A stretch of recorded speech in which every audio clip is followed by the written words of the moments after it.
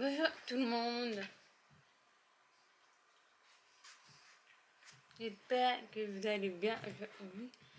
Là je pense que vous voyez quelque chose de particulier. Le carton de Zach et Fran.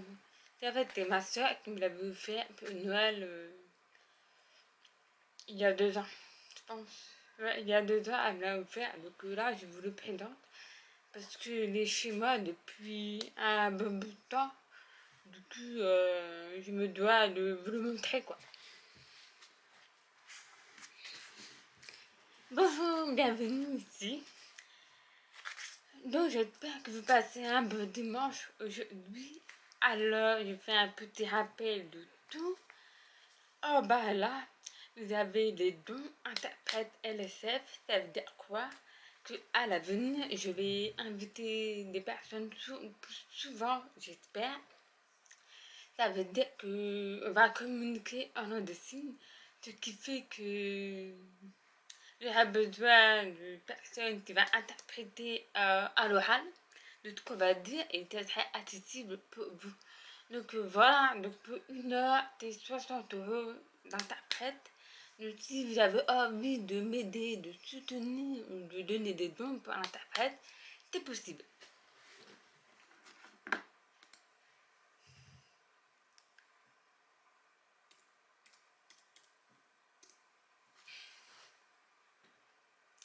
Mince, ça ne marche pas. Bizarre, comme d'hab. Je vais regarder.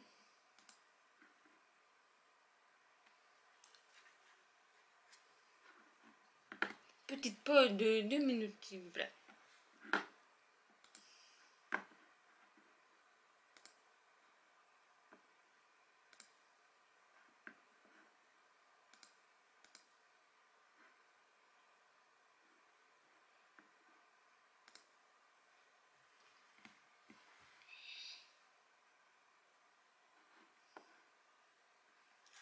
Je vais essayer.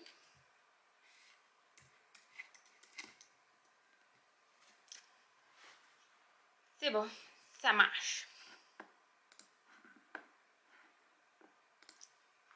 Ouf. Message, merci pour le subgif à l'utilisateur anonyme qui m'a subgif l'autre jour. Je n'avais pas vu parce que j'étais en vacances chez ma soeur sans internet. Sympa. C'était... Ah, je sais plus, c'était quand, mais oui, la personne, elle avait donné des abonnements aux personnes, j'ai vu.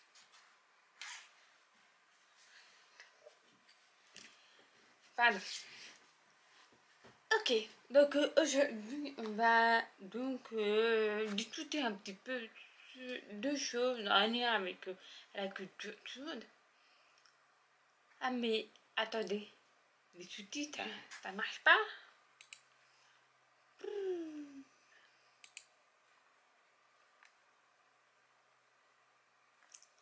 Mince. Sur internet, ça marche, mais ici, non. C'est jamais parfait.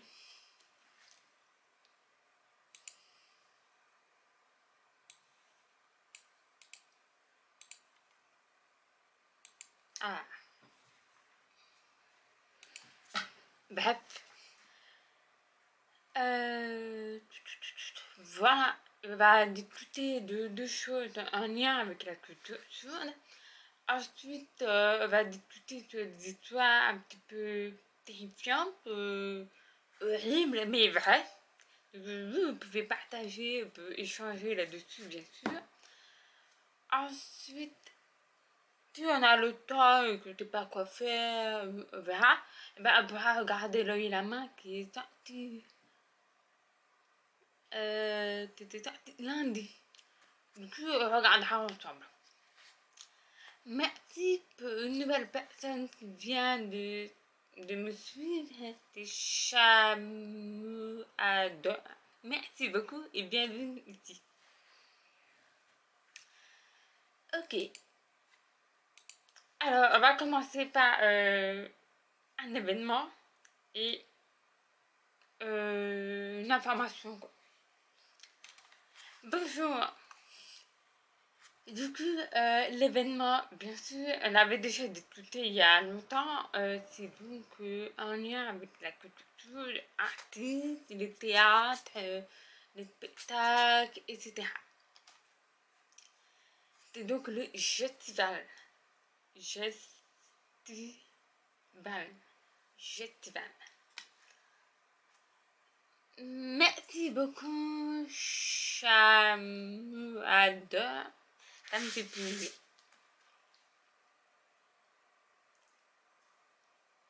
Ok. Voilà. Alors, c'est le festival. Je crois, le signe, c'est festival. Et du coup, c'est un événement qui va bientôt arriver. C'est au mois de juin, début juin, dans 2 semaines. Et ça se passe où? À Arras. Le signe Arras, comme ça. Arras. Arras.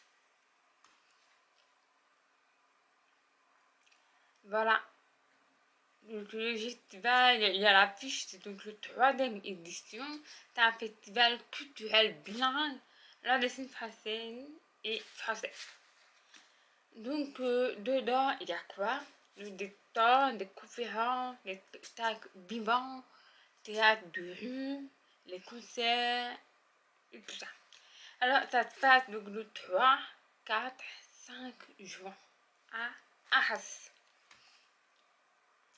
C'est 3 jours. On va regarder.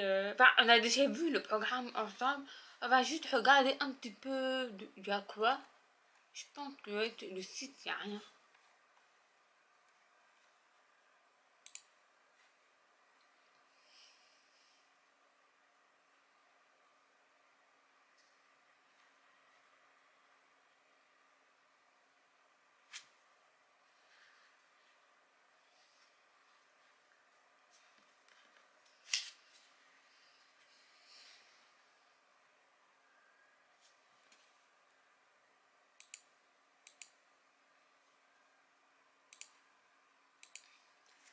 Voilà, donc il y a la culture, les expositions, les rencontres, les ateliers.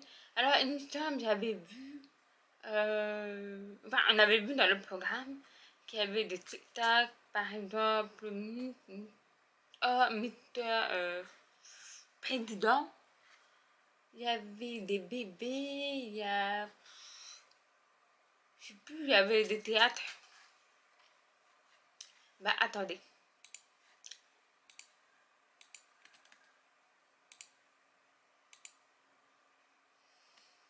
Attendez.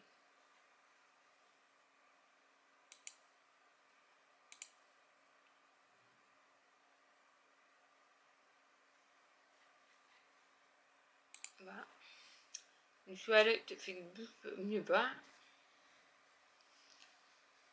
Ah, message. Ah, c'est trop bien, je bosse ces jours. Là, je pourrais pas y aller, mais juste de savoir que ça existe, je trouve ça trop cool. C'est vrai. C'est normalement, c'est le 3e seulement. Alors, moi, je suis jamais allée. Alors, je sais pas concrètement dedans qu'est-ce qu'il y a. Enfin, voilà. Je connais mieux le festival Clin d'œil qui sera en juillet. Maintenant, tout sera mieux plus tard. Mais celui-là, je suis jamais allée en fait. Et là, vous avez donc le programme. Donc il y a le... Alors en fait, ça commence même le jeudi 2 juin, le soir. Le sport, c'est l'ouverture, quoi. Ensuite, il y a le programme du vendredi toute la journée, du samedi toute la journée et dimanche toute la journée. Donc le vendredi, il y a un spectacle avec Joël Chaloud. Ensuite, il y a le village, après des spectacles, 2 ateliers, présentation et pompiers de sensibilisation, sensibilisation à la langue des signes, encore un spectacle, et on ne parle pas avec des moufles. Ça, je l'ai vu le théâtre à IVT l'autre jour, c'était vraiment super. Ensuite, le samedi, là, vous voyez, village, culture, présentation, et pompiers, sensibilisation. Alors là, il y a une conférence avec Sandrine Annie-Guépin, qui est la dessinatrice de BD. Médiapie, sensibilisation, un spectacle, les sourds existent. Encore un spectacle, voilà. Après, il y a du bébé, théâtre de rue. C'est varié, quoi. Puis le dimanche, pareil, t'es proche. Il y a même à tous les chantiers. Une clé sur le monde, conférence avec Victor Abou, son livre qui est vraiment super et je vous le conseille de lire si jamais d'être curieux. Ça parle, en fait, c'est un témoignage de lui où il parle avant, en ordre de la culture, tout comment c'était et puis comment il y a eu le réveil des soins. C'est intéressant d'ailleurs. Voilà, voilà, voilà. Donc en gros, c'est tout ce qui est de théâtre, tout ça. Donc si ça vous intéresse, vous pouvez y aller. Ah, message, qu'est-ce qui est derrière toi? Je ne reconnais pas. Bah, bien sûr, t'es Dac et Fran, t'es du carton. Pour moi, t'es pas un carton, mais bon. T'es ma soeur qui me l'a fait il y a 2 ans à Noël. Donc voilà, et maintenant il sera là. Enfin, je vais essayer qu'il sera là le plus possible dans les lives ici. Moi, t'as fait compagnie, c'est bien. Alors, mais ça a été un festival avec personne qui m'éteigne à l'audition ou accessible à tous qui veulent la découvrir. Alors, moi, c'est accessible à toutes qui ont envie de découvrir, rencontrer des choses, même des entendants. Voilà, mais je suis sûre, ouais, t'es interprété, tout ça, il n'y a pas de problème. Donc, t'es vraiment accessible pour tout le monde. Mais si t'es vraiment curieux et que t'as envie d'y aller, c'est possible d'y aller.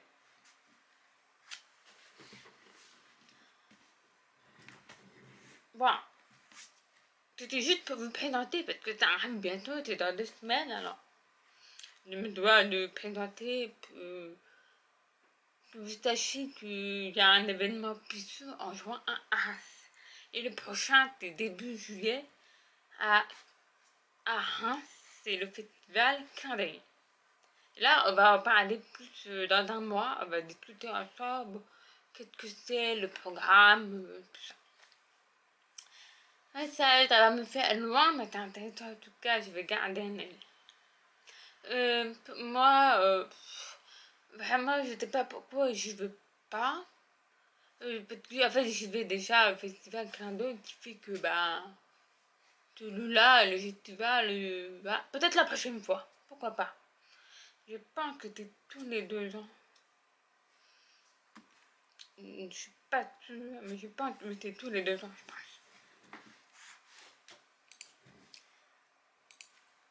Voilà. Ensuite, la petite deuxième information, c'est donc Eco Magazine. Alors, je ne sais pas si vous connaissez. C'est ça. Alors, Eco Magazine, chaque mois, chez vous l'actualité des cheveux. Voilà. C'est un exemple de couverture de Eco Magazine. Là, vous voyez le dessin, bah justement tout à l'heure, je vous ai dit à un festival, au festival à Arras, il y aura une conférence avec une dessinatrice BD qui est Sandrine Annie Guépin. Et bah là, c'est elle qui a fait la couverture du magazine. Et elle travaille avec Eco Magazine. Voilà.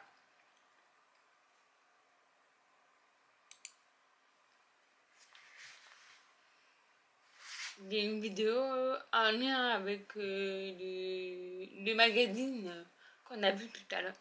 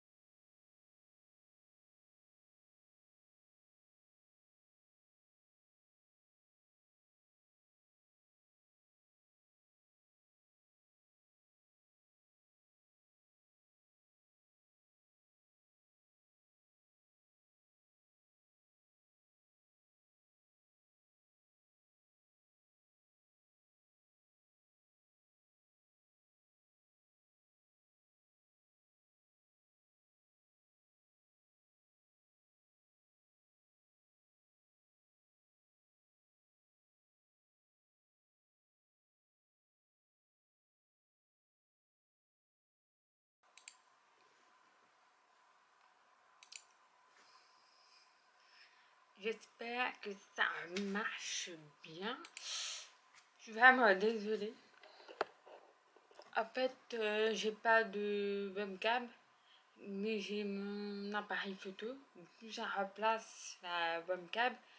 Et je sais pas pourquoi, mais depuis que j'ai l'ordinateur, tout ça, ma caméra chauffe et chauffe et chauffe, et du coup, ça coupe.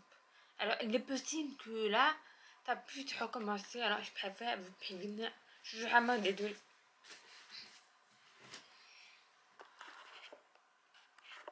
On verra bien. Oups. Pour répondre au message de tout à l'heure, de Chamada, le message c'était: je pense que j'avais déjà vu une réponse plus tard, mais je suis pas sûre. Petite question, est-ce que le ISL, English Sign Language, est très différent du LSF? Alors, je pense pas que ça soit vraiment différent. Il y a des signes qui peuvent être proches, qui peuvent être compréhensibles au niveau visuel. Donc, pour moi, la langue des signes, elle est. Enfin, je veux dire, ouais, les langues des signes sont toujours un peu proches les uns des autres. C'est jamais complètement différent à l'opposé. Il y a toujours des points communs entre eux. Donc, voilà. Pour répondre tout à l'heure, c'est pas pour te mettre la pression, mais Dax t'observe. Ah, mais j'espère qu'il me regarde. C'est important. Donc, oui, tout à l'heure pour la vidéo, alors Eco Magazine, on va revenir. Ah, ça marche. Ok. Voilà. Donc, c'est ça, Eco Magazine. Moi, l'année dernière, je m'étais abonnée pendant 1 an. Et j'avais des livres et je me disais, ah, c'était vraiment intéressant. Il y avait des thèmes qui m'intéressaient plus que d'autres. Et parfois, il y a des petits jeux, des mots croisés, un lien avec les signes, tout ça. C'est sympa quand même.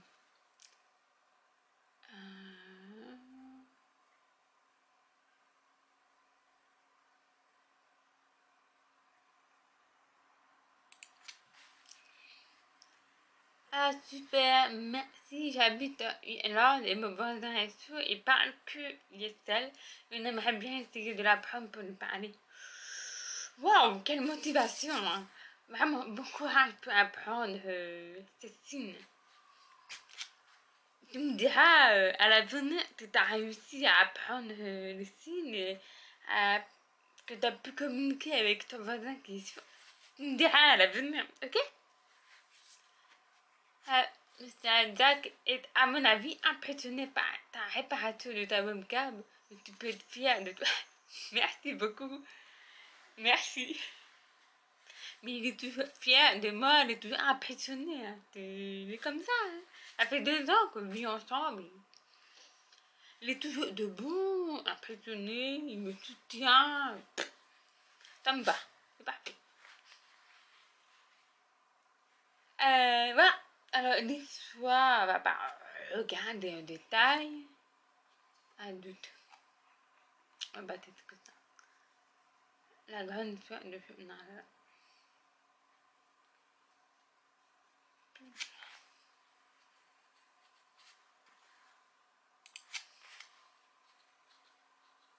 Mais voilà, si ça vous intéresse, suivre l'actualité des sourds, autre que Mediapri, c'est possible d'avoir le magazine, de le recevoir par mois, de t'abonner.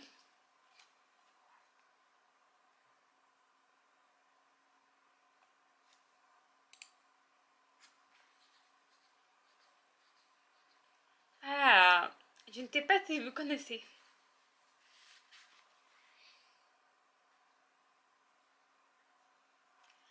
Alors, le film Midnight Silence, le premier long métrage, qui sortira le 11 mai prochain, directement DVD, tout ça. De nouveaux trailers sud-coréens, mais en scène Jin Ki-woo et Wi Ah-yoon. Je n'étais pas à prononcer, hein. Je suis vraiment désolée. Dans Squid Game, Notre poursuite a le temps de captivante entre un tueur de sang-froid et une héroïne sourde et muette, aussi ingénieuse que courageuse.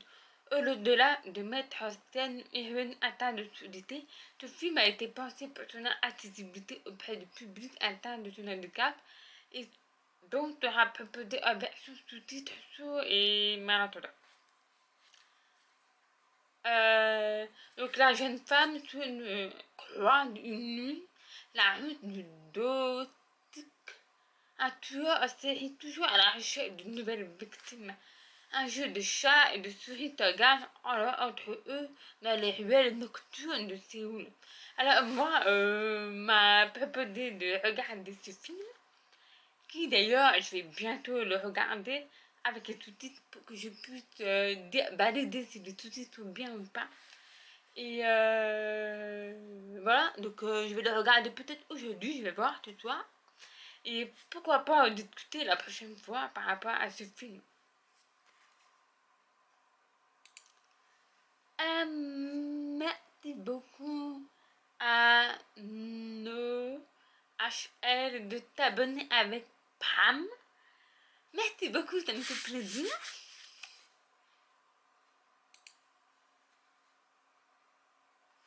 Super. Je vais regarder les petites. Je regarde. Bon, c'est pas grave. On regardera la prochaine fois ensemble. Hop. Voilà. Voilà tout ça. C'était juste information et d'événements et du magazine. Maintenant, j'aimerais qu'on passe d'histoire. Ah, moi j'aime bien ça aussi. Les histoires, c'est ça. Ah, j'ai trouvé sur un site internet, peut-être bien, pas bien, je ne sais pas. Mais je me suis dit, pourquoi pas essayer. Parce que personnellement, j'aime beaucoup les histoires. Ça se passe mal, mais la fin, on ne sait pas. Voilà, je me sens bien quand même. Par exemple, je vois des images, ils me montrent des photos de famille ou des trucs comme ça, mais en vrai, c'est complètement faux. C'est une personne qui est morte ou autre, et moi, je sais pas pourquoi, mais j'aime bien. Enfin, c'est pas que j'aime bien, mais tout ce qui est suspense, voilà, moi j'aime bien. Voilà, je me suis dit qu'on allait regarder des histoires ensemble qui peuvent être terrifiantes ou pas. Alors là, c'est la gardienne en danger. Donc, en quête d'économie pour payer ses études universitaires, une jeune fille s'est vue confier la garde de la maison d'un médecin. En échange de rémunération, l'homme lui demanda de se présenter à la maison à 19 h. Une heure après être arrivée dans la demeure, la jeune fille reçut un appel téléphonique au domicile du médecin. Au bout du fil, un inconnu lui dit que si elle ne sort pas de la maison, il la tuera. Effrayé, l'étudiante raccrocha. Puis regardant l'afficheur, étrangement, la personne qui avait téléphoné avait utilisé une ligne privée. 30 minutes plus tard, le téléphone sonne à nouveau. Il lui dit, si tu ne sors pas bientôt de la maison, je te tuerai, déclara le même homme à la voix rauque au bout du fil. Terrifiée, la jeune fille raccrocha et appela la téléphoniste. Cette dernière lui suggéra de garder l'homme en ligne environ 1 minute pour qu'elle puisse retracer l'appel si cela devait à nouveau se reproduire. 30 minutes plus tard, le téléphone sonna de nouveau, le même homme. La gardienne parvient à le garder en ligne malgré sa terreur. Il lui répétait de sortir de la maison maintenant ou la tuerait. La téléphoniste rappela aussitôt pour sommer l'étudiant de sortir de la maison le plus rapidement possible. L'appel provenait de la deuxième ligne de la maison, celle du deuxième étage. L'assassin se trouvait donc dans la maison. Ok. Je sais pas, vous aimeriez bien que des situations se passent comme ça pour vous? Là, dans la même maison, vous appelle en disant, mais faut sortir de la maison, sinon il va vous tuer. Genre, pourquoi le tueur prévient? C'est bizarre.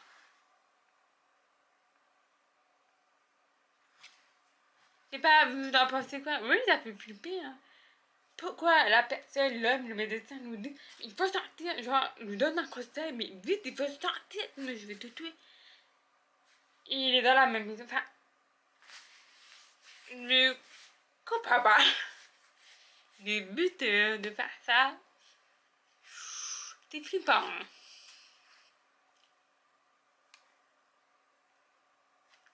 Attendez. Je vois pas très bien le sous-titre. Ah, c'est bon, c'est bon. C'était le sous-titre, c'était un peu caché. Ah, c'est bon. Ok, deuxième histoire. Le vieil homme et la tarte aux pommes. Le soir de l'Halloween, un vieil homme de New Jersey a été retrouvé mort dans la cuisine de sa maison. Il vivait seul avec sa femme. L'homme n'était pas de nature facile et maudissait les enfants. Le 31 octobre au matin, le vieil homme avait minutieusement inséré des lames de rasoir dans des pommes qui prévoyaient de distribuer aux enfants le soir venu.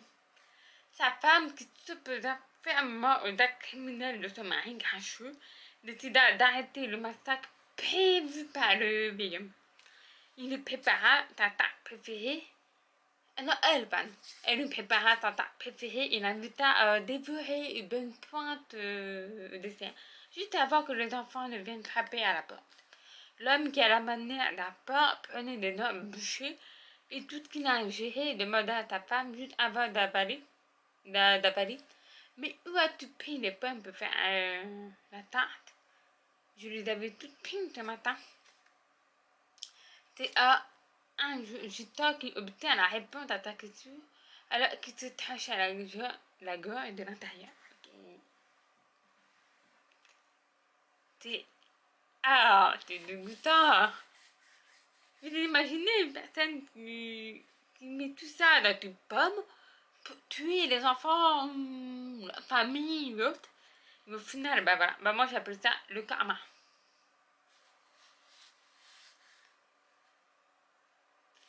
C'est sa femme qui savait. Et ok.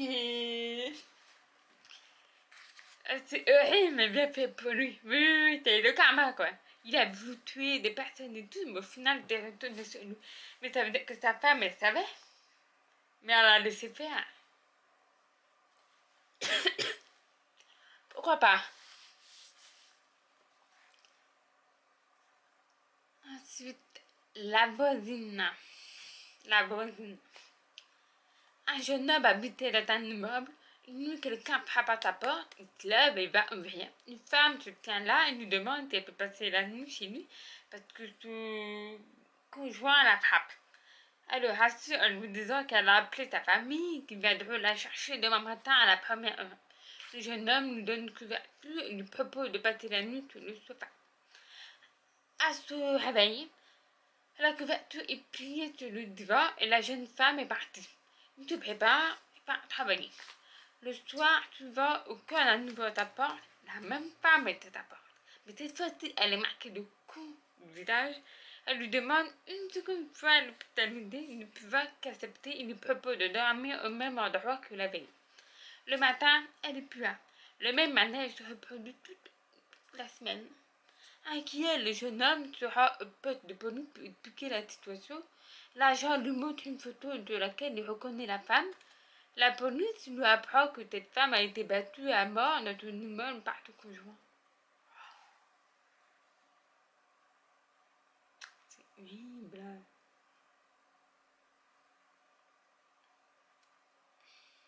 Là, le matin, tout ça, mais le jeune homme se raconte un peu pour expliquer la situation. Il lui montre la photo. Et il lui dit, bah oui, en fait, elle est morte. Ah, c'est horrible.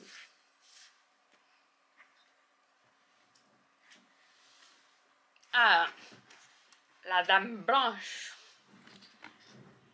Personnellement, j'aime pas trop les histoires en lien avec la dame blanche. Par exemple, cette photo-là, moi, c'est la pire chose. C'est la forêt, puis nous, le brouillard et une personne qui traverse. Ok. Alors, il existe plusieurs versions de cette histoire. Selon les témoignages, elle a été vue autant en Europe qu'en Amérique. Bon, mon appareil photo va être coupé.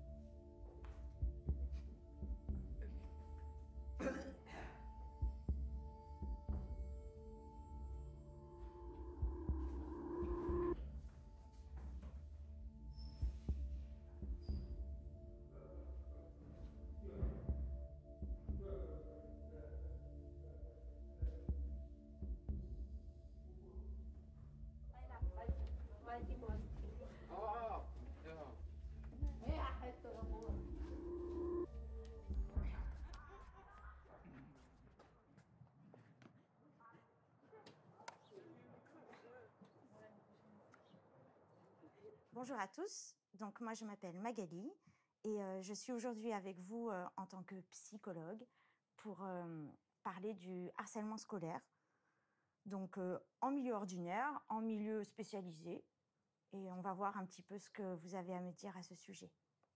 J'espère quand même que je vais vous apprendre certaines choses aussi.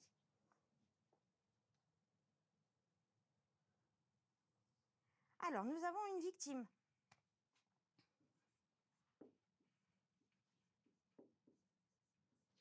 Ça peut être un individu ou un groupe d'individus, un petit groupe au sein d'une classe, au sein d'un établissement. Et nous avons un harceleur. Ça peut être aussi une harceleuse.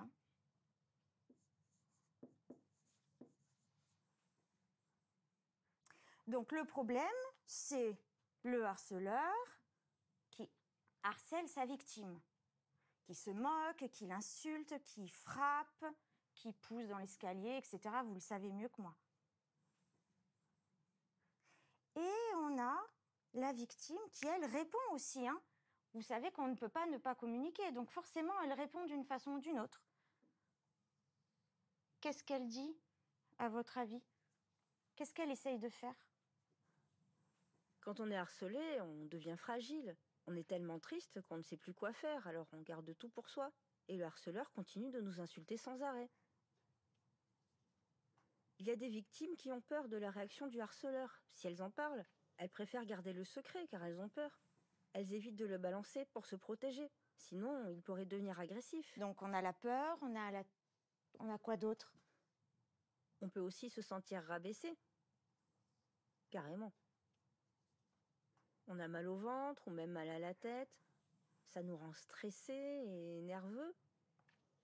On peut aussi moins manger, on peut avoir des notes qui baissent justement, s'affaiblir encore plus physiquement, moralement, mais beaucoup moins bien.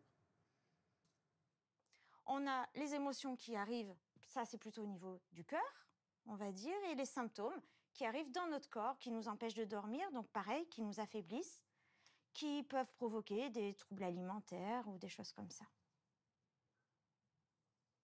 Le système stable, toujours le même harcelé, toujours le même harceleur, la répétitivité, la relation donc complémentaire entre une position haute et une position basse. Si toutes ces caractéristiques-là sont représentées dans la relation, qu'elles soient entre un adulte et un enfant ou entre deux enfants, on peut parler de harcèlement. Et s'il s'agit du milieu scolaire, ça peut être entre un personnel encadrant ou enseignant et un enfant.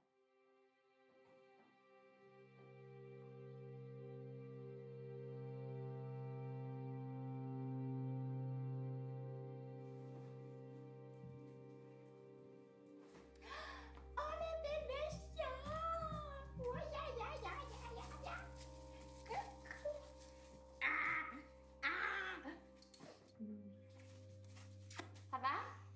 Oui. C'est bon, fini l'école.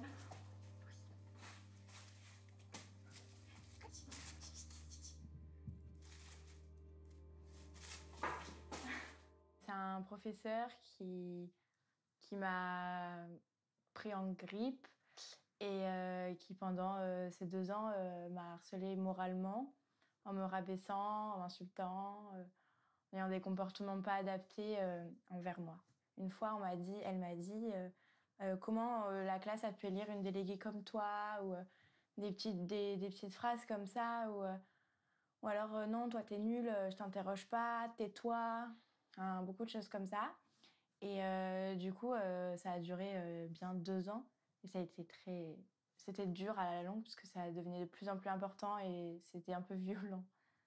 J'ai été en contact plusieurs fois avec ce professeur. Et puis il y a eu des réunions à répétition, aussi avec le principal du collège qui était au courant, le CPE. En fait, toute l'équipe était au courant.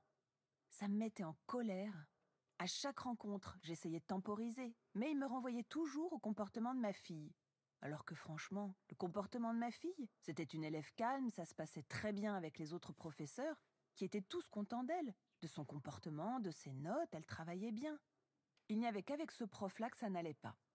Au bout d'1 an, après tous ces rendez-vous, la famille, mon ex-mari et moi, on a fini par conseiller et à dire à notre fille « Il vaut mieux que tu ignores ce prof. Laisse couler. » On a eu plein de réunions, on n'arrive à rien, on est face à un mur.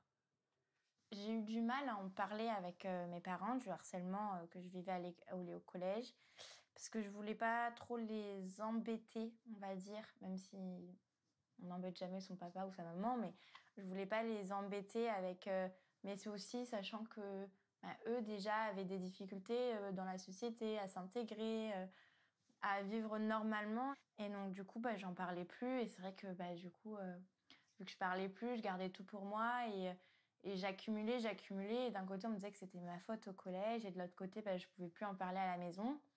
Et donc du coup, un jour, j'ai craqué, il y avait personne à la maison, et j'ai essayé de mettre fin à mes jours. Ce qui m'a frappée tout d'abord, c'est quand j'ai ouvert la porte d'entrée. Je me suis dit, c'est bizarre, la chienne ne vient pas me voir. C'est un Terre-Neuve, elle s'appelle Lynn. Tiens, elle n'est pas là, ce n'est pas dans ses habitudes. J'ai commencé à me demander ce qui se passait. Je suis entrée dans la maison, je suis arrivée au salon, et sur le canapé d'angle, enfin pas celui-là, hein, c'était un autre à l'époque, je l'ai vue allongée. La chienne couchée à ses côtés, qui la fixait, toute calme. J'étais sous le choc. Je l'ai appelée, j'ai essayé de la réveiller, mais rien à faire. Elle était inconsciente. J'ai vite appelé le voisin pour qu'il téléphone aux pompiers et tout s'est enchaîné. À l'hôpital, tout le monde s'affairait. Les médecins, les infirmières, tout le monde parlait. J'essayais de suivre comme je pouvais, mais impossible de communiquer avec eux. Un vrai blocage. Et en plus, personne n'avait appelé d'interprète. Je crois que c'est seulement au bout de 3 jours qu'ils en ont enfin fait venir un pour traduire le rendez-vous avec le médecin. Il a expliqué le protocole à venir. On savait maintenant qu'elle était sauvée après les 3 jours d'hospitalisation. Il a parlé de la suite. Elle allait être transférée dans un hôpital psychiatrique. J'étais sonnée. À ce moment-là, il y avait bien un interprète, alors qu'avant, pendant 3 jours, personne. Ça m'avait mise dans une angoisse terrible. Je m'étais sentie exclue. Je me suis sentie abandonnée, vraiment abandonnée. Seule au monde.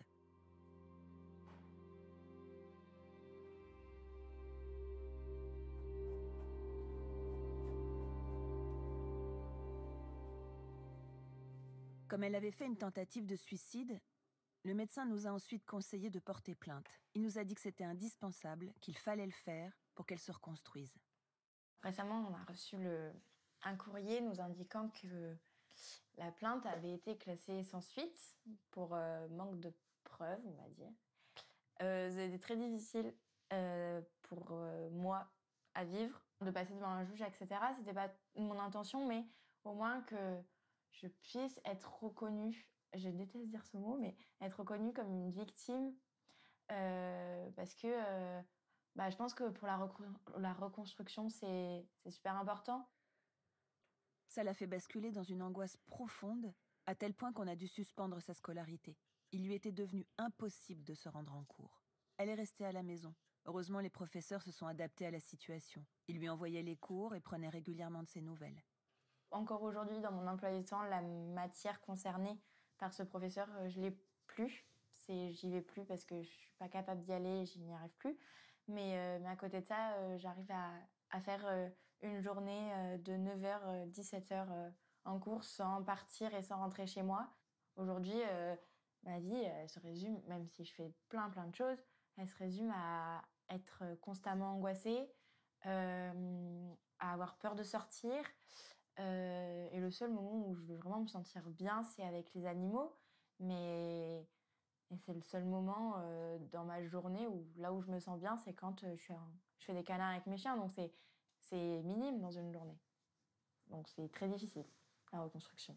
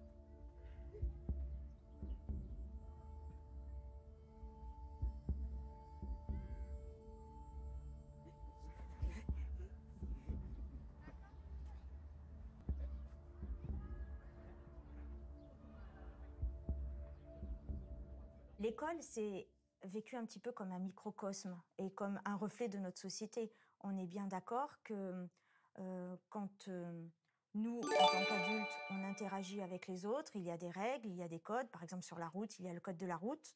On doit le respecter, mais on sait que tout le monde ne le respecte pas. Et la plupart du temps, ça ne cause pas d'accident. Des fois, oui, mais la plupart du temps, non. À l'école, c'est la même chose. Il y a des règles qui sont dites, les règles de vie qui sont instituées, qui peuvent être propres à chaque établissement avec les règlements intérieurs. et puis les règles, bien entendu, pénales qu'on a tous en société.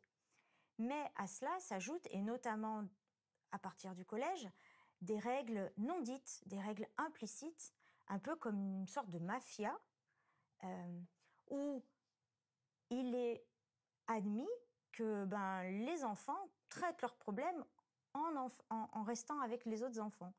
Et on évite de parler aux adultes de ce qui ne va pas, on évite d'appeler à l'aide, et on évite de balancer son camarade de classe.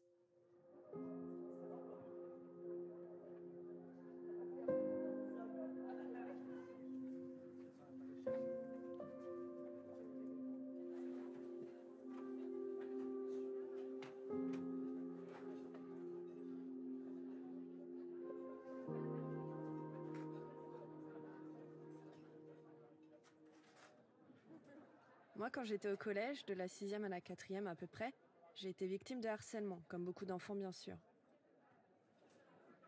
Un matin, je me rends en cours et dehors, au poteau, là où on se retrouvait toujours entre élèves sourds, assis sur les bancs autour, je vois tout le monde qui me regarde hyper gêné. Je me demande ce qui se passe, mais je dis rien. Et là, j'aperçois mon prénom écrit partout avec plein d'inscriptions. La grosse, la moche, on dirait un cochon, sur le poteau, sur les bancs. En voyant ça, je me suis demandé ce que j'avais bien pu faire pour les mettre en colère, ou je sais pas moi, mais en tout cas, je comprenais pas pourquoi ça m'arrivait à moi et pas aux autres. Tout ça parce que je suis grosse. Au départ, je pensais que c'était normal, que c'était ma faute, mais pourquoi? Ce que je disais, c'était pas intéressant ou il y avait autre chose? En tout cas, ça m'a rendu parano et j'ai subi ça dès la 6e. Je me rappelle très bien, j'étais là avec toi et toi aussi. J'étais en 6e. Je me souviens plus trop, plutôt en 5e ou 4e. Et on m'avait accusé parce que j'étais assis à côté du poteau. Mais non, c'était pas moi. Même si j'avoue que durant mon enfance, bon, ça m'est un peu arrivé de harceler. Je l'avoue et je l'assume, c'était pas bien. Cette histoire, elle m'a marqué. C'est ça qui m'a fait comprendre ce qu'est le harcèlement. C'est grâce à ta réaction. Peut-être que sans toi, je n'aurais jamais pris conscience de la gravité du harcèlement. J'oublierai pas. D'ailleurs, ça me fait penser que quand on grandit ensemble, comme dans les filières bilingues où on se connaît depuis toujours, c'est peut-être plus facile de harceler ou pas. Je sais pas. Par rapport à ce que tu dis, je suis partagé, 50-50. D'un côté, quand on connaît bien quelqu'un, c'est un régal de s'en prendre à lui, parce qu'on cerne facilement son point faible, et on peut embarquer tous les autres pour se moquer encore plus de lui. D'un autre côté, avec un inconnu, on peut tester sa résistance aux attaques. Et quand il pleure, on a trouvé sa faille. Oui, je sais, je suis comme ça. À quoi ça mène? Ça apporte quoi de harceler des gens? C'est quoi le but là-dedans? En fait, le but, à la base, c'était de trouver ma place. Je pense que c'était un moyen pour être plus à l'aise à avoir des amis, tu vois?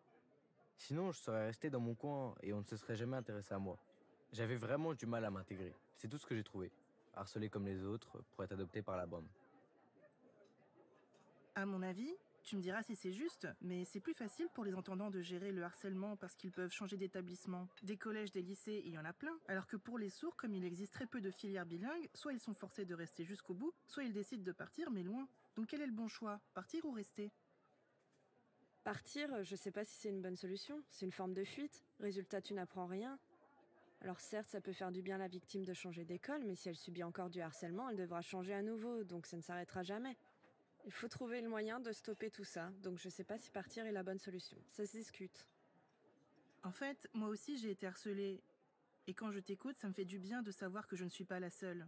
Il y en a plein d'autres finalement, alors qu'à l'époque je me sentais isolée, je pensais être la seule. Moi j'ai été harcelée parce que mes parents sont sourds. Ça m'a fait mal. Savoir que d'autres l'ont vécu aussi, ça fait du bien. Enfin, c'est pas que ça fait du bien, mais ça me rassure de ne pas être seule.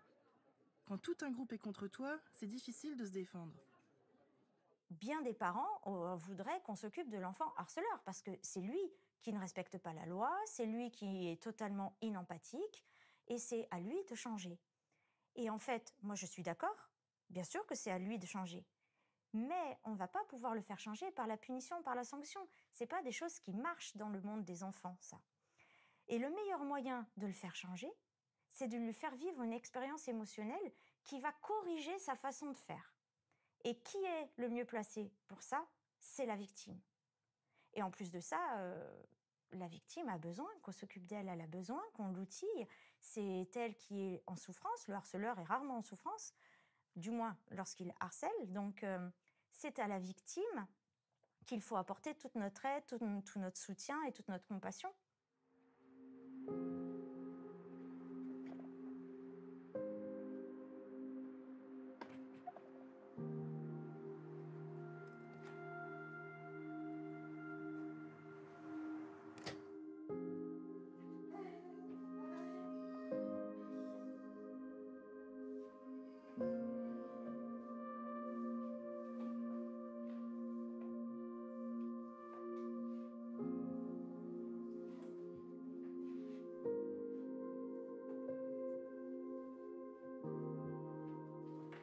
C'est devenu flagrant. Tu te souviens? Quand Cheyenne s'est montrée un peu agressive. Surtout envers moi. En tant que mère, notre relation était très difficile à gérer. C'était conflit sur conflit. J'essayais de discuter, de lui demander ce qui se passait, mais elle me répondait toujours « Non, non, rien, tout va bien ». À travers ces conflits, j'ai compris qu'elle cherchait à nous faire passer un message. J'ai oublié. C'est arrivé quand t'es allé chercher Cheyenne. Elle est montée dans la voiture et elle a fondu en larmes. Tu lui as demandé ce qui se passait et Cheyenne t'a déballé toute l'histoire depuis le début. C'est vrai qu'il y avait des inscriptions partout sur le poteau et même sur les bancs, des graffitis, des phrases, plein de mots. C'est ce jour-là dans la voiture qu'elle a craqué. Arrivée à la maison, elle était toujours en pleurs. On a enfin pu commencer à en parler avec elle. Il avait tout pris en photo pour garder une trace au cas où ce serait effacé le lendemain. Et pour avoir des preuves qu'il s'agissait bien de harcèlement. On a alors compris qu'on devait se retrousser les manches et affronter la réalité. Mais comment réagir? Comment faire? Ceux qui avaient fait ces graffitis ont été retrouvés et punis. Ils ont dû tout repeindre. Quand on l'a expliqué à Cheyenne, elle a commencé à se sentir rassurée. À partir de ce moment-là, on pouvait vraiment en parler ensemble. Avec le temps, tout ça s'est dissipé. Évidemment, tous les deux, on a essayé de lui proposer des solutions pour qu'elle puisse se construire par elle-même. Nous, parents, on ne veut pas faire à sa place, ni la surprotéger en la maintenant dans un coco. Au contraire, pour nous, il fallait qu'elle s'endurcisse. En tant que parent, on est extérieur au collège. On n'est pas présent au quotidien. On n'y travaille pas. Alors comment évaluer ce qui s'y passe? C'est impossible d'intervenir. On ne peut pas faire plus, on est limité. On sait bien que chaque claque dans la vie permet de mieux se construire. Ça marche comme ça. C'est ça le défi des parents, ne pas prendre les devants ni résoudre les problèmes à la place de leur enfant. Il fallait que Cheyenne se confronte à la situation, malgré les revers, pour devenir plus forte. C'est notre leitmotiv. Finalement, je peux dire merci à la vie de m'avoir rendue plus forte. Sans cette expérience, je serais pas la même. Je sais pas si je serais aussi forte et aussi confiante. Maintenant, je sais ce que je veux et ce que j'accepte ou pas. Merci, car je suis fière, je sais qui je suis, où j'en suis et quelles sont mes valeurs. Je suis contre le harcèlement, j'ai du recul maintenant. Il y en a qui ne savent pas quoi faire, bah moi je l'ai vécu, alors je peux aider les autres. Oui, je suis fière de moi. Moi, j'ai envie vraiment de dire aux parents qu'on marche sur des œufs avec cette problématique du harcèlement quand elle concerne nos enfants et qu'il faut faire assez attention à ce que l'on dit. Donc, la première chose, c'est l'accueil des émotions négatives, l'accompagnement. Et la deuxième chose que j'ai envie de dire, c'est de se mettre d'accord avec l'enfant et de l'assurer. Et ça, je trouve que c'est une preuve d'amour, même si c'est extrêmement compliqué à faire, c'est une preuve d'amour incroyable à faire à son enfant, c'est de lui dire « je ne ferai rien d'autre, rien avec quoi toi, tu ne serais pas d'accord. »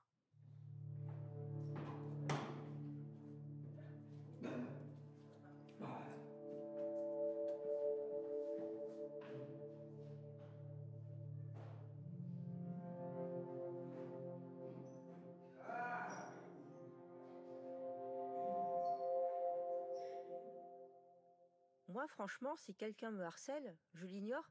Et comme il voit que ça ne prend pas, il lâche l'affaire. Quand j'étais petit, je répondais pas, je restais dans mon coin à pleurer ou dès qu'on me parlait mal ou qu'on me criait dans l'oreille pour faire genre que j'entende, justement. Et comme je réagissais pas, ils en profitent encore plus. Quand la victime dit « arrête », mais de façon molle, elle dit au harceleur « arrête, mais si tu continues, il ne se passera rien pour toi ». C'est ça l'implicite de ce message-là. Et donc le harceleur, il comprend qu'il peut continuer parce qu'il n'y a aucun risque. Lui, il ne risque pas d'être attaqué à son tour, il risque pas de perdre en popularité, et bien au contraire, il va asseoir sa puissance et sa popularité parce qu'il y a des témoins. Ça, c'est le mécanisme du harcèlement. La solution, c'est de faire appel aux adultes pour que ça s'arrête. Si on n'ose pas, peut-être qu'un témoin peut en parler. Nous, ce qu'on constate, c'est que ça peut marcher. Surtout quand les enfants sont petits, ça marche en école élémentaire. Mais que plus en plus, quand le système s'inscrit au collège ou au lycée, eh bien, la victime et le harceleur, ils font pas forcément appel aux adultes et aux témoins, et que ça reste vraiment entre enfants. Par exemple, des fois, il y a des gens, ils vont me dire non, mais t'entends pas, ou des trucs comme ça. Je suis normal, je suis sourd. Et après, ils vont commencer à rigoler, ou il y a plusieurs trucs, il y a plusieurs exemples sur ça, justement. Et justement, par exemple, en se moquant sur ces complexes, enfin, même au début, tu vas commencer à peut-être à avoir du mal. Et petit à petit, ça va aller, ça va faire moins mal, tu vas t'y habituer. Et justement, ben, tu vas moins te complexer sur tes complexes, justement. Ça va te les enlever un peu. Ce qu'il manque à l'enfant harcelé, c'est le recul nécessaire à l'insulte, l'autodérision.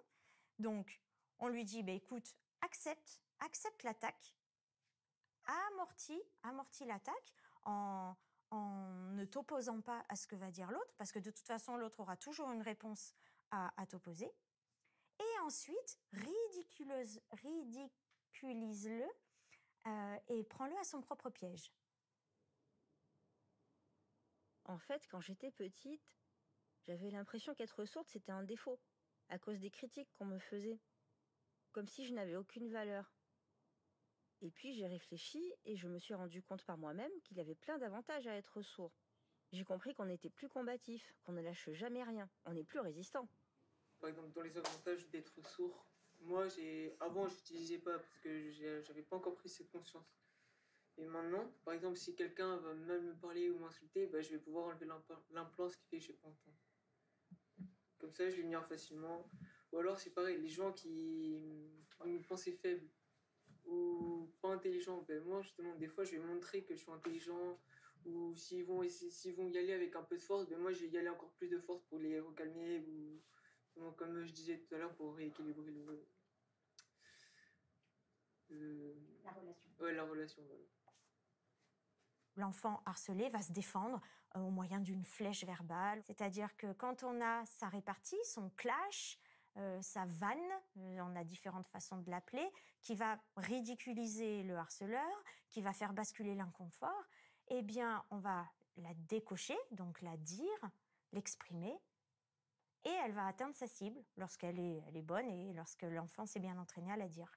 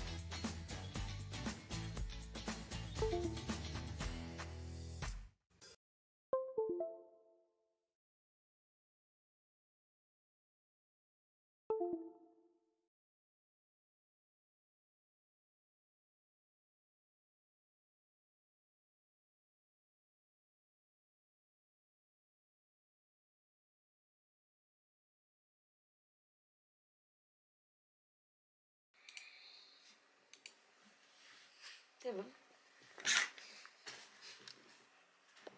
Bon, ça marche. Alors... le message après comme ça, je trouve que c'est inattendu de dire que enfin harcelé, que c'est un peu la faute de pas se défendre, qu'il faut que tu tente de ridiculiser l'autre. Enfin, oui. Mais oui, c'est vrai, après, par exemple, quand tu fais harceler, il faut te mettre à leur niveau, mais après, harcèle pas, mais si on répond, on te défend à notre manière juste, ça permet d'équilibrer, peut-être de perturber la personne qui harcèle. Bon, moi ça marche.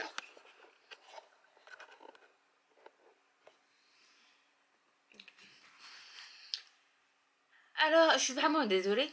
Le fait que ça soit coupé, j'espère que ça va pas recommencer. Voilà. Oui, c'était intéressant un peu l'œil et la main. Pourquoi pas au prochain live discuter plus sur le thème de harcèlement scolaire ou autre. Parce que moi-même, je me suis fait aussi harceler quand j'étais au collège, j'ai un peu de maturité. Et aussi le fait que je m'habillais en garçon manqué.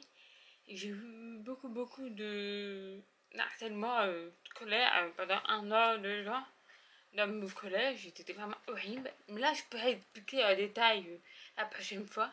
Parce que c'est un gros sujet important. Voilà. On reprend les histoires.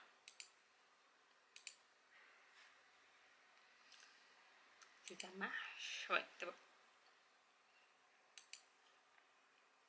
Je sais, j'ai l'impression que je bac un petit peu tout l'œil et la main, mais c'est très bien au prochain live de approfondir tout ça. C'est mieux, je pense. Alors, on avait dit, on était retourne à la Dame Blanche. Alors, donc, il est d'étudier la version de cette histoire. Selon les témoignages, elle aurait été vue autant en Europe qu'en Amérique. Voici l'une des nombreuses histoires, la mettant en vedette. Prenons cette histoire puisqu'elle est racontée par un médecin. Une personne qui, a priori, est plutôt réaliste et elle est plus bien sur terre. Le témoignage date de 1977. Après une longue journée de travail, le docteur rentre un soir chez nous, tout plus battante. Il voit au bord de la route une jeune femme vêtue de blanc. Il s'arrête, il lui propose de la ramener chez elle. Elle accepte. Et après avoir indiqué son adresse, elle ne dit plus un mot. Elle est très silencieuse jusqu'au moment où il passe sur le pont du Furet. À cet instant, elle se montre agitée et effrayée.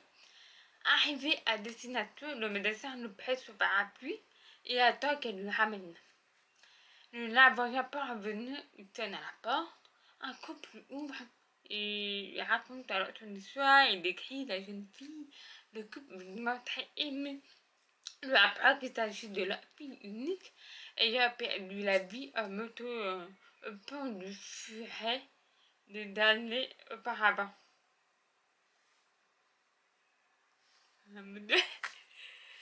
Ah oui, la Dame Blanche, j'en avais déjà entendu parler quand j'étais petite. Selon la légende, elle apparaît au bord de la route et provoque des accidents de voiture. Bah oui, en fait, c'est parce que elle-même, elle a eu un accident de moto. Ah. Fais attention maintenant quand je connais. J'aime pas cette histoire. Le casse-tête. Une femme âgée vivant seule décide de faire un casse-tête dans son salon pour passer la soirée.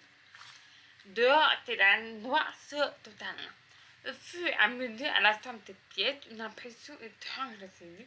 Elle reconnaît peu à peu de ce puzzle le décor de son salon, puis sa télévision, puis elle-même vue de face, de plus en plus fébrile et continue. Les dernières pièces du puzzle qu'elle assemble c'est de la fenêtre derrière elle. La toute dernière pièce du coin de la fenêtre montre le visage terrifiant d'un homme la regardant. Là, ça fait froid dans le dos. Alors, attends. Comment dans ce puzzle, elle peut se voir elle-même et puis la fenêtre et un homme qui la regarde. Okay. Horrible.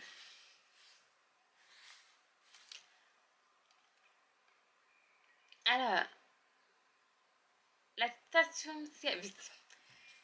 C'était une nuit sombre et brumeuse. Denis avait de la difficulté à rester éveillé et la route était trempée. Le niveau d'essence commençait à être dangereusement bas et il n'avait aucune idée où se trouvait la prochaine ville. Juste au moment où elle allait arrêter la voiture pour dormir sur le bord de la route, elle aperçoit une petite station d'essence décrépite. Elle s'y arrête. Le commis semble très distrait par l'arrière de la voiture pendant qu'elle lui demande de faire le plein. Enfin, elle lui demande d'ouvrir le capot parce qu'il flaire un problème. Le cœur de Néné fait 3 tours. Elle est seule dans une petite station de service crasseuse de milieu de nulle part et le commis a de drôles agissements. Elle lui demande de sortir de la voiture pour venir voir le moteur. Elle se dispute en te demandant pourquoi elle ne te met pas à crier. Dès qu'elle arrive devant la voiture, il l'attrape par le bras, il nous dit « Cette voiture a besoin de remorquer, vous devez venir avec moi dans le bureau. » Okay. Puis il lui met la main sur la bûche, il l'entraîne de force à l'intérieur du bureau. Une fois à l'intérieur, il nous dit « Il y a un homme couché sur le siège arrière de votre voiture. Nous devons appeler la police. » La femme après part en courant vers sa voiture et file à toute vitesse. Au bout de quelques minutes, Denis regarde dans ce rétroviseur et voit un homme avec un chaudron à capuchon et une hache dans la main sur la banquette arrière. D'un mouvement de bras, il décapite la jeune femme avec sa hache. Le cadavre de Denis est retrouvé quelques jours plus tard. Des années après ce drame, la police est enfin parvenue à mettre le grappin sur le tueur à série. Avez-vous regardé de la banquette arrière de votre voiture? Ok.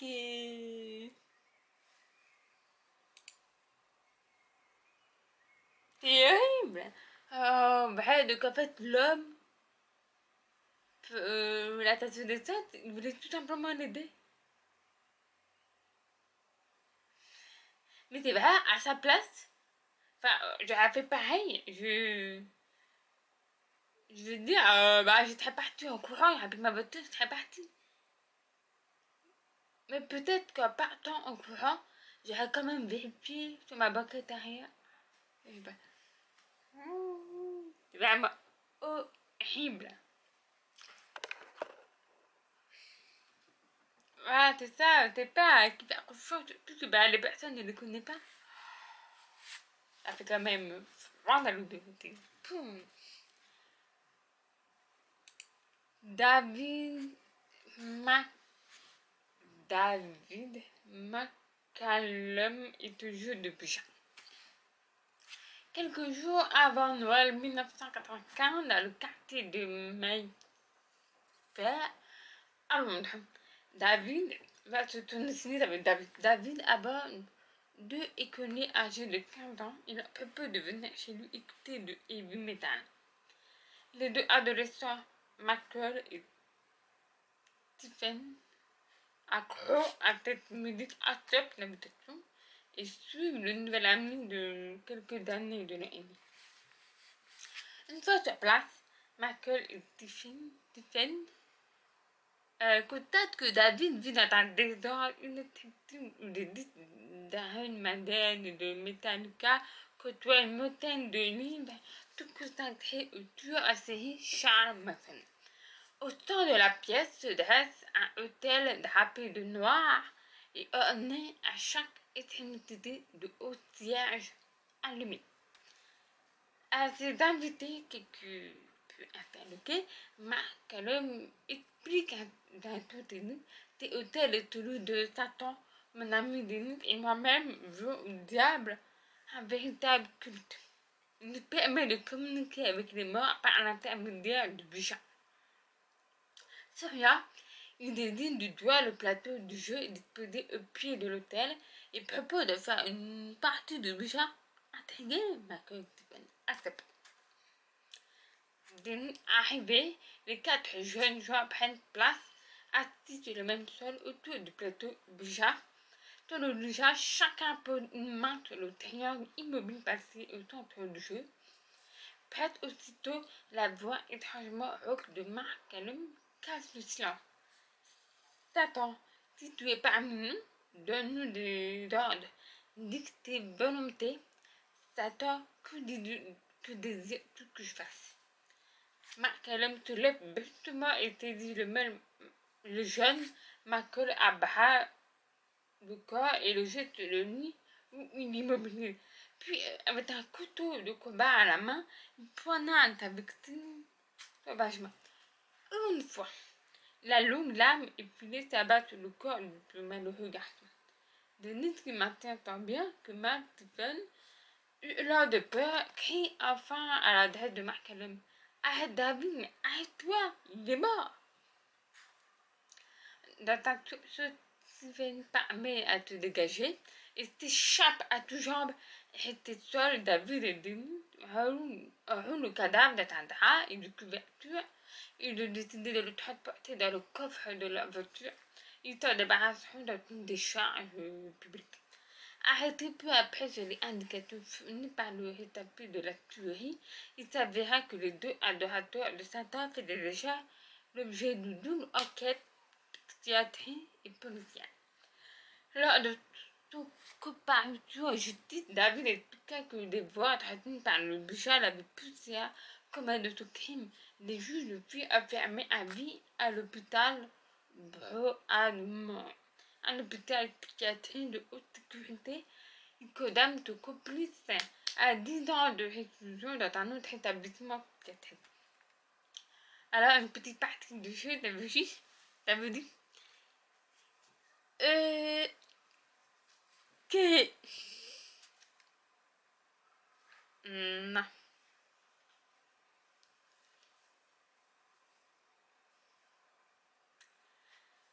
Les fantômes d'Alcatraz. Situé au beau milieu de la baie de San Francisco, la prison fédérale de haute sécurité d'Alcatraz abrita le plus grand criminel américain de 1934 jusqu'à 1963, année de sa fermeture officielle. 10 ans plus tard, le site fut ouvert au public et devient l'un des sites majeurs de l'État de Californie. Plusieurs témoins affirment avoir été confrontés par des apparitions d'œuvres fantomatiques. La plupart auraient lieu dans le couloir principal de l'ancienne prison où 3 détenus, Bernard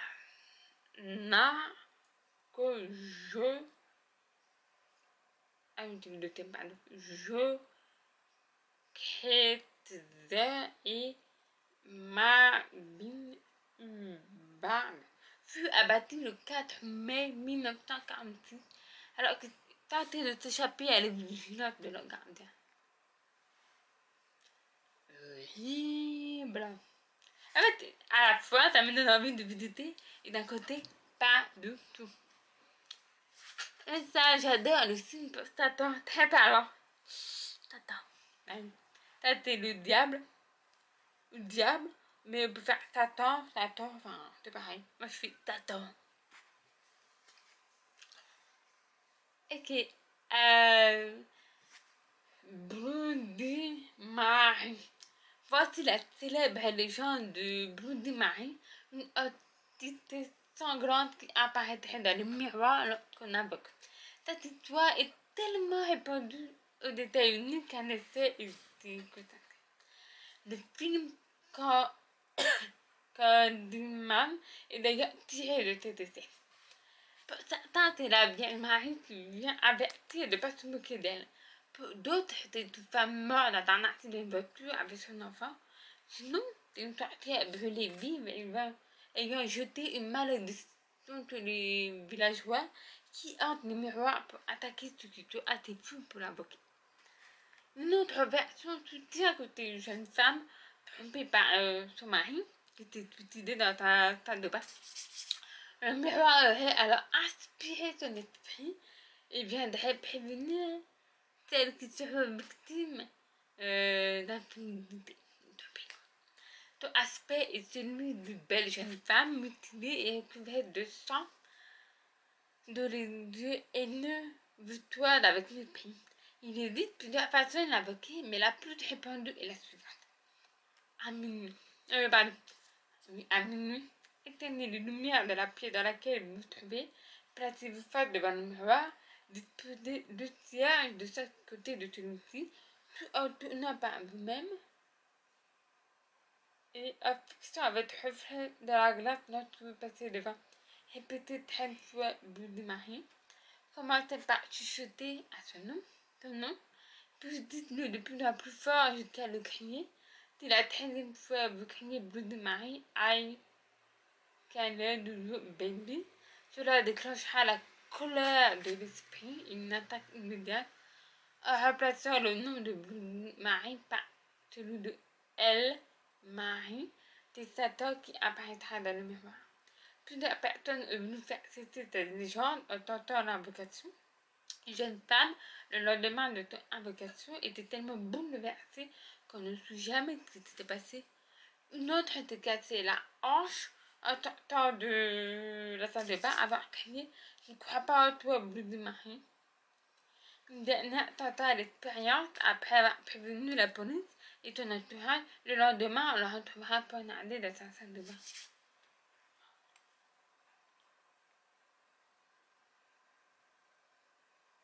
Je sais pas comment réagir. Mais ça, ultimement, un cocktail avec du jus de tomate. Pas mal. Je pense que ce soir, ça va mal se passer dans ma tête. Après avoir vu toute cette histoire. La dernière. Légende du loup-garou. Selon la légende des nuits de pleine lune, le loup-garou ayant d'ordinaire une apparence humaine et se transforme en un loup énorme avec des sens super développés. Il acquiert des caractéristiques de loup, puissante, musculaire, agilité, et férocité. Il chante et attaque sans mettre ses victimes pour les déverrer. De contrôlant plus épais et des gestes, il peut tuer de nombreuses personnes en une seule nuit. Les gens se sont mis à chasser des loups, se protégeant de l'eau bénite, et les tuant avec une balle en argent. Les loups-garous seraient de la même répulsion que les vampires pour des choses sacrées et étaient considérés comme des créatures du diable. Ils se multipliaient en mordant. La malédiction commençait dès la première pleine lune. Après la morsure de la victime, une fois la pleine lune est passée, les loups-garous pouvaient conserver quelques caractéristiques animales telles qu'une modification de leur voix, de leur yeux, des sourcils originaux au-dessus du nez, des ongles légèrement rougeâtres, le majeur un peu plus long, les oreilles implantées un peu plus bas et en arrière de leur tête de façon générale, un peu plus de poids dans les mains, les pieds et dans le dos. Le loup-garou est un homme vivant métamorphosé ou encore que ce soit de la forme d'un loup connu et sous le nom de loup-garou fantôme. On croyait que le corps métamorphosé était celui d'une âme damnée qui ne trouvait pas le repos dans sa tombe. Okay. Les légendes à Scandinavie en Russie occidentale et en Europe centrale font état de l'existence de filtres magiques pouvant aider les loups-garous à retrouver tout leur aspect humain.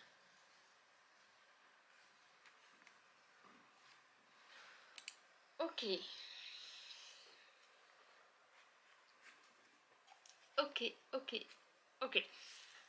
Voilà. Donc là, j'espère que cette histoire vous a plu quand même. Enfin, plusieurs histoires. J'espère que vous avez plu de regarder les gamins. En parlant du harcèlement, mais au prochain là, on en discutera plus profond. Mais ouais, les histoires, moi, ça m'intéresse toujours. Après, je sais pas... vous connaissez d'autres histoires horribles autour des sites spécifiques, des vidéos ou autres, comme ça je peux reprendre et pourquoi pas continuer de temps en temps en live, discuter avec vous de ça. En plus, J'adore les vidéos de Tinder, de Squeezie. Donc, comme je regarde, bah, du coup, ça me donne envie de le faire, mais pas pareil que lui. Juste une façon de faire pour raconter des histoires à vous. Et ouais, heureusement, j'ai Zac et Fran pour me tenir compagnie ce soir et tous les jours aussi, au cas où. Voilà, donc bah, je pense que je vais finir ce live. Et bah, du coup, je vous remercie beaucoup d'être venu me voir. Avant, est-ce que vous avez des questions, quelque chose à me dire, discuter ou autre? Peut-être que un peu rappel, bien sûr. En bas, vous avez les sous-titres, mais encore en bas, il y a les deux interprètes LSF. Pour le moment, j'ai récolté 1 euro sur 60 euros. C'est pour à l'avenir, quand j'inviterai des personnes sourdes, ici sur Twitch, et ben, comme toutes les deux va discuter en Odyssey, moi j'aurais besoin d'avoir une personne qui interprète oralement pour que ça soit accessible pour vous.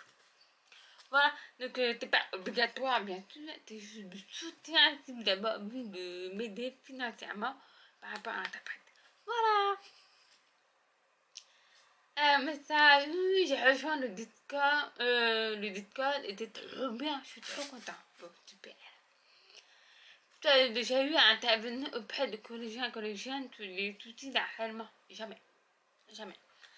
Peut-être qu'au prochain live, comme on va discuter de l'harcèlement, peut-être qu'à la limite, il y a des personnes qui veulent voir le live et peut-être commencer l'intervention.